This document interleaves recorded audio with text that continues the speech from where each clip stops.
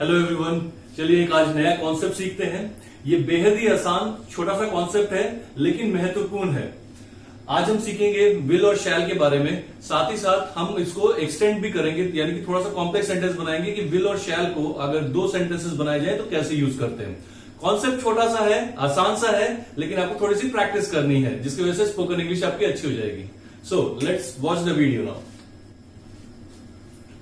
So future indefinite is subject किसी काम को करेगा। एक नॉर्मल तरीका होता है इस सेंटेंस को समझने का। फ्यूचर इंडेफिनिट मतलब भविष्य में जो भी काम होगा उसको हम कैसे लिखते हैं, राइट।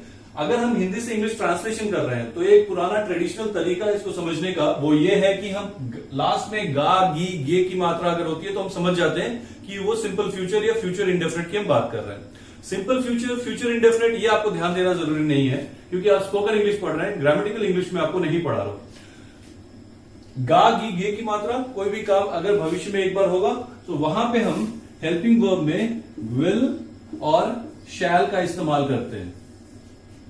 ये हमारा हेल्पिंग वर्ब होता है और मुख्य क्रिया हमारा फर्स्ट फॉर्म में होगा। आप प्लीज मेरे प्रीवियस वीडियो को देख लीजिए जहां पे आपका टेंस चार्ट समझाया गया है। वहां पे क्लियरली आपको मेंशन है कि विल और शैल के साथ वर्ब का कौन सा फॉर्म आएगा, प्रेजेंट इंडेफिनिट के साथ कौन सा फॉर्म में आएगा, पास्ट इंडेफिनिट के साथ कौन सा फॉर्म में आएगा। सो मेन वर्ब आपका फर्स्ट फॉर्म में होगा यहाँ पे, राइट। यहां पे एक छोटा सा कॉन्सेप्ट मैं आपको यह बताना चाहूंगा कि नॉर्मली लोग कहते हैं कि आई और वी के साथ शैल का इस्तेमाल करना चाहिए, लेकिन ऐसा नहीं है। ये पुरानी इंग्लिश हो गई। अब हम आज की डेट में आई के साथ विल का भी इस्तेमाल करते हैं, वी के साथ भी विल का इस्तेमाल करते हैं। आइए कुछ सेंटेंसेस देख लेते हैं।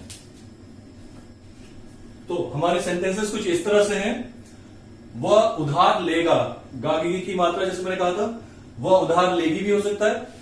वह उधार लेगा, इंग्लिश होगी सब्जेक्ट, फिर हेल्पिंग वर्ब, फिर मेन वर्ब। ही विल बोरो, उधार लेने की इंग्लिश होती है बोरो। मेन वर्ब क्योंकि हमारा फर्स्ट फॉर्म में होगा तो हम यहां पे आईएनजी या बोरोड सेकंड फॉर्म नहीं लिखेंगे। ही विल बोरो। वह पानी उबालेगा। अब पानी और उबालना क्रिया कौन सा है? उबालना। So he will boil water. Next, वह खाना पकाएगा। खाना क्रिया है या पकाना क्रिया है? ऑफकोर्स पकाना क्रिया है, तो हम सबसे पहले पकाना लिखेंगे। He will cook. खाना यहां पे आगे है तो खाना पहले नहीं लिखेंगे, इंग्लिश भाषा थोड़ा सा अलग है। He will cook food. वह आशीर्वाद देगा। He will bless. Understood? So this is how you make sentences. जहां पे लास्ट में अगर सब्जेक्ट हम चेंज करते हैं, वह की जगह पे मेरा दोस्त, सो यहां पे इंग्लिश हो जाएगी माय फ्रेंड। ठीक है, मेरा दोस्त पानी उबालेगा तो my friend will boil water, इस तरह से। तो आपको प्रोनाउंसिएशन पे फोकस करना है, सेंटेंस बनाने के स्ट्रक्चर पे फोकस करना है कि सही सेंटेंस कैसे बने। प्रोनाउंसिएशन फिर हमें सुधारना है और फिर उसे धारा प्रवाह यानी कि जबान पे लेके आना है, राइट। सो इस सेंटेंस को आप एक बार लिख लीजिए, फिर उसके बाद से हम नेक्स्ट देखते हैं। सो जैसे कि मैं आपको पिछले वीडियोस में समझा रहा था, सेंटेंसेस में सिंपल बना रहा था आपके सामने, राइट। जैसे प्रेजेंट इंडेफिनिट, पास्ट इंडेफिनिट या फ्यूचर इंडेफिनिट के सेंटेंसेस सिंपल में बना रहे थे, पॉजिटिव सेंटेंसेस बना रहे थे। अब हम फ्यूचर इंडेफिनिट नेगेटिव सेंटेंस बना के देखते हैं। मान लो अगर मैं कहता हूं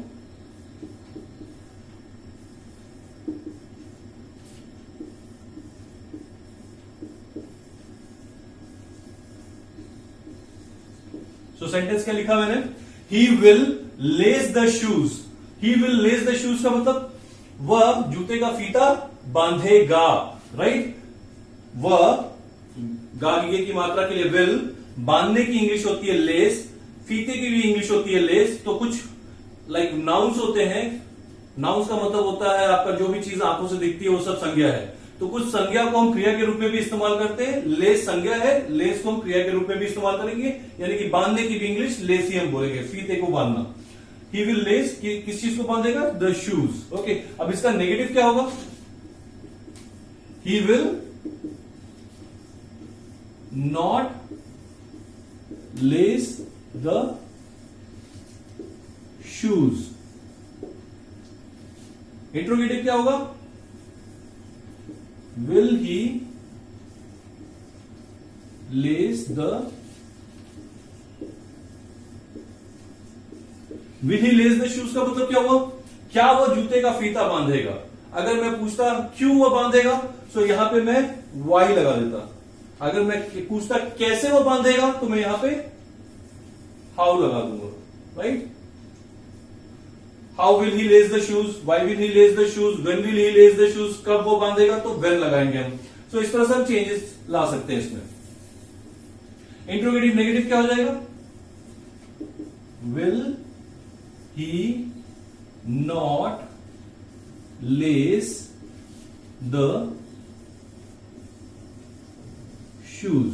सो कॉन्सेप्ट बेहद आसान है, आपको क्या करना है, सिर्फ प्रैक्टिस करनी है। He will less the shoes, he will not less the shoes, will he lace the shoes, will he not less the shoes, why will he lace the shoes, why will he not less the shoes, how will he lace the shoes, how will he not less the shoes. इस तरह से थोड़ा सा आपको जुबान पे लेके आना है इन शब्दों को सेंटेंस के रूप में, राइट? जो भी आपको लाइक नए नए वर्ड्स में आपको दे रहा हूं, उसके साथ आप प्रैक्टिस करने की कोशिश कीजिए इसको। नाउ यहां पे एक छोटा सा और इंटरेस्टिंग हम कॉन्सेप्ट समझेंगे।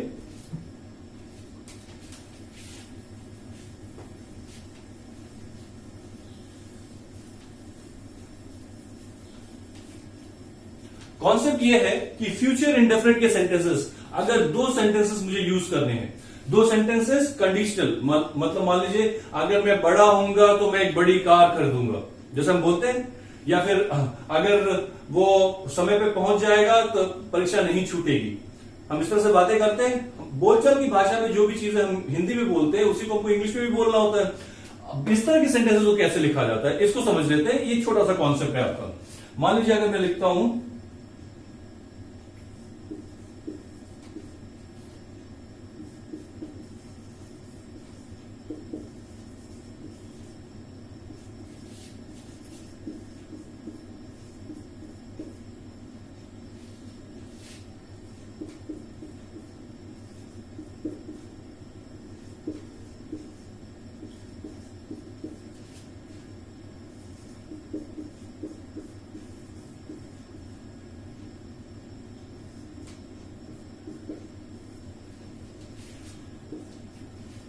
तुम होमवर्क करोगे तो मैं तुमसे बात करूंगा।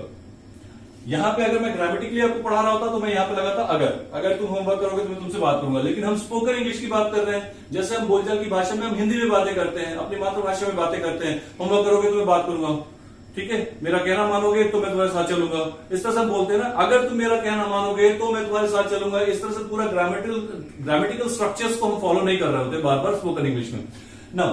तुम होमवर्क करोगे तो मैं तुमसे बात करूंगा। यहां पे दो सेंटेंसेस हैं जो कि फ्यूचर इंडेफिनिट दर्शाते हैं। यहां पे गा गी की मात्रा और यहां पे गा की मात्रा, दो सेंटेंसेस हो गए। अब इस तरह के सेंटेंसेस को कैसे हम फ्यूचर में लिखते हैं, ये जानना बेहद जरूरी है। ऐसा नहीं कि दोनों में ही हम बार बार विल लगाएंगे। पहले सेंटेंस को, इसका मतलब हुआ कंडीशन, तो कंडीशन मतलब इफ तुम की इंग्लिश क्या होती है? यू। होमवर्क करोगे, तुम होमवर्क करोगे। नॉर्मली अगर ये एक सेंटेंस होता तो मैं कहता यू विल डू होमवर्क, लेकिन क्योंकि ये कंडीशनल सेंटेंस है, एक सेंटेंस तभी पूरा होगा जब दूसरा सेंटेंस फॉलो होगा। यानी कि मैं तुमसे बात तभी करूंगा जब होमवर्क तुम करोगे। सो जब कंडीशन लग गया यहां पे, सो कंडीशनल सेंटेंस में पहला सेंटेंस हम प्रेजेंट में लिखते हैं, यानी कि प्रेजेंट इंडेफिनिट में लिखेंगे इसको। If you do the homework,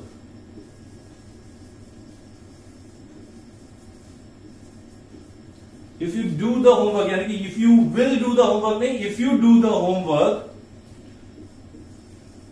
then. आपको छोटी सी चीज याद रखनी है कि इफ के साथ देन लगाएंगे हम। If you do the homework then मैं तुमसे बात करूंगा। I will talk to you. Simple. So if you do the homework I will talk to you. अगर तुम होमवर्क करोगे तो मैं तुमसे बात करूंगा। यही छोटा सा कॉन्सेप्ट होता है जो हमें थोड़ा सा अगेन प्रैक्टिस करनी होती है। कुछ सेंटेंसेस आप अपने मन से सोच सकते हैं, कमेंट बॉक्स में लिख सकते हैं, ताकि उसके ऊपर हम डिस्कस भी कर सके। अगर आपको कोई डाउट है तो आप पूछ भी सकते हैं उसको। कोई और सेंटेंस आपके दिमाग में सूझ रहा है? If you work hard you will stand first in the class. मतलब अगर तुम मेहनत करोगे तो परीक्षा में अव्वल आओगे या फिर क्लास में अव्वल आओगे, right. If you work hard, क्या बोला मैंने, इफ यू वर्क हार्ड, यहां पे हम छोटा सा एक कॉमा लगा सकते हैं देन लिखने की जगह पे। बार बार देन लिखने की, बोलने की जरूरत नहीं है या लिखने की जरूरत नहीं है। बोलचाल की भाषा में जितना सिंपल किया जा सके उतना बेहतर है। सो if you work hard you will stand first in the class. तो छोटे छोटे चीजों को पिरो के हम लंबा सेंटेंस बना सकते हैं। सिंपल सा कॉन्सेप्ट है।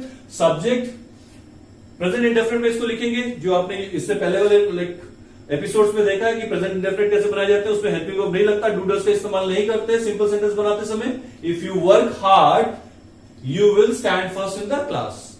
Understood? So this is how we make sentences. अगर इसका नेगेटिव मुझे बनाना है, if you do not work hard, अब मैंने इफ यहां पे डू द होमवर्क है, if you do not work hard you will not stand first in the class. If you do not, यहां पे helping verb plus not लग जाएगा, ये वाला rule. If you do not work hard, you will not stand first in the class. If you do not do the homework, यहां पे helping verb missing है। अगर मुझे नेगेटिव बनाना है तो do और not लिखेंगे हम। If you do not do the homework, then I will not talk to you. यहां पे क्या हो जाएगा, नेगेटिव सेंटेंस के लिए I will not talk to you. Understood? This is how we make simple sentences.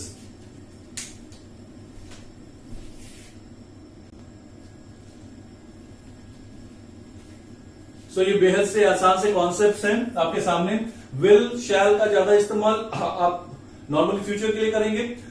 Confuse मत होइएगा कि will लगाएं या शैल लगाएं। बोलचाल की भाषा में हम शैल फिर भी लिखते हैं, सॉरी बोलते हैं, लेकिन लिखने की भाषा में जब हम लिखने का इस्तेमाल करेंगे तो हम विल का इस्तेमाल ज्यादा कर जाते हैं। थोड़ा सा उल्टा हो गया। जब हम बोलते हैं तो हम शैल का इस्तेमाल कर जाते हैं, लेकिन लिखते समय हम विल का इस्तेमाल ज्यादा करते हैं। इसलिए बहुत ज्यादा कंफ्यूज मत होइएगा इसमें। एक छोटी सी चीज और आपको बता दूं, बहुत छोटा सा कॉन्सेप्ट है ये विल और शैल का। अगर मान लीजिए I will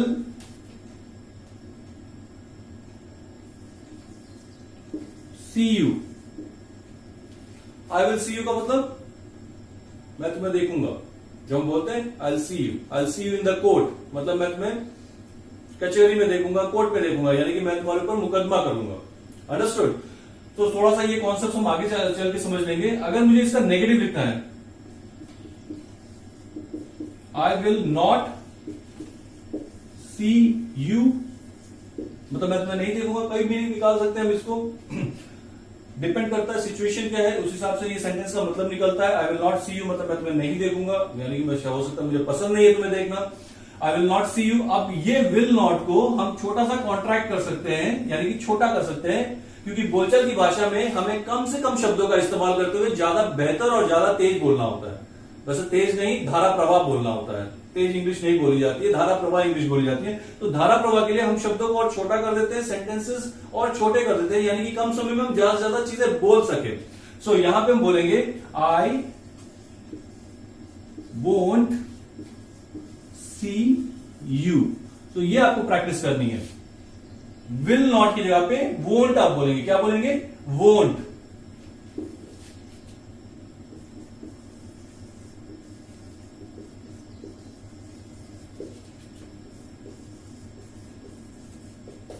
they will not cheat, मतलब वो धोखा नहीं देंगे।